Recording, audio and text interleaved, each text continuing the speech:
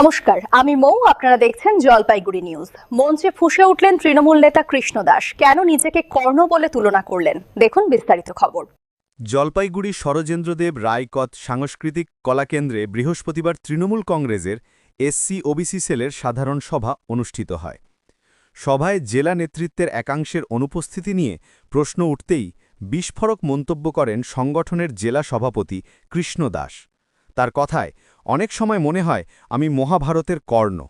কাজ করার যোগ্যতা ও মানসিকতা থাকলেও আমাকে মেনে নিতে অনেকের অসুবিধে হয়। তিনি আরও দাবি করেন, সত্য কথা বললেই তাকে দলীয় মহল ও বিরোধী দুই দিক থেকেই বিতর্কিত তকমা দেওয়া হয়। এদিনের সভায় এসসি ওবিসি সেলের জেলা কমিটি ও মোট ১৬টি ব্লকের সভাপতি ঘোষণা করা হয়। অনুষ্ঠানে উপস্থিত ছিলেন মন্ত্রী বুলুচুকি বড়াইক, জেলা পরিষদের সহকারী সভাধিপতি সীমা চৌধুরী, রামমোহন রায়, বিধায়ক নির্মল চন্দ্র রায় সহ তৃণমূলের একাধিক নেতৃত্ব। আজকে আমার জেলা কমিটি আর হচ্ছে ১৬টা ব্লক সভাপতিদের আমি নাম ঘোষণা করি। এরই আজকে মূলত প্রোগ্রাম ছিল। আর এর মাঝেই ঘোষণার মধ্যেই আর কি বর্তমান যে রাজনৈতিক পরিস্থিতি, বর্তমান যে সামাজিক অবস্থা দাঁড়াইছে, মানুষ আতঙ্কের মধ্যে আছে, তারও একটা বার্তা দেওয়া। সত্যি কথা বললেই কৃষ্ণদাস বিতর্কে থাকতে হয়, বিতর্কে আসে কেন, কি কাদেরকে বিষয়ে বোঝাতে চাইছেন? দেখেন, আমাদের ভারতবর্ষের মধ্যে আমরা যদি ভারতবর্ষের ইতিহাস দেখি, ভারতবর্ষের শাস্ত্র দেখি, জ্বলনখোরের অভাব কিন্তু কোনো সময় কম ছিল না। সীতাকে যখন রামচন্দ্র মাইনে নিয়ে আসলেন, উদ্ধার করলেন, তখনও কিন্তু এক শ্রেণীর লোক মানে তার এই সুখটাকে, তার এই জয়টাকে ভালো করে দেখেন। তখনও প্রশ্ন তুলছে যে সীতাকে অগ্নিপরীক্ষা দিতে হবে, বনবাসে যেতে হবে। জ্বলনখোরের কিন্তু অভাব নেই। তাই যারা এটা জ্বলে, আমি তাদের উদ্দেশ্যে বলছি, সেটা আমার পার্টিতে হতে পারে, সেটা বিরোধী পক্ষ হতে পারে।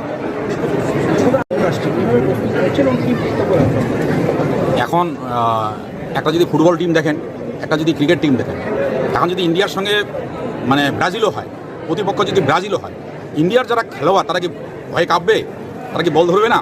ঠিক সেরকম কৃষ্ণদাস যেই হোক, যে জায়গায় দেখ, যদি প্রার্থী মনে করে যে পার্টি করবে, যদি মনে করে, অভিষেকটা যদি মনে করে প্রার্থী করবে, আমি আমার ১০০% দিয়ে লড়াই করব জিতা।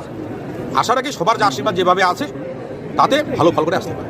আজকে শহরের নেতারা অনেকেই নেই উপস্থিত এবং বহু নেতৃবৃন্দ দেখা যাচ্ছে না, অনেকে দেখাও যাচ্ছে, যাদেরকে দেখা যাচ্ছে না তাদের বিরুদ্ধে কি বলবেন?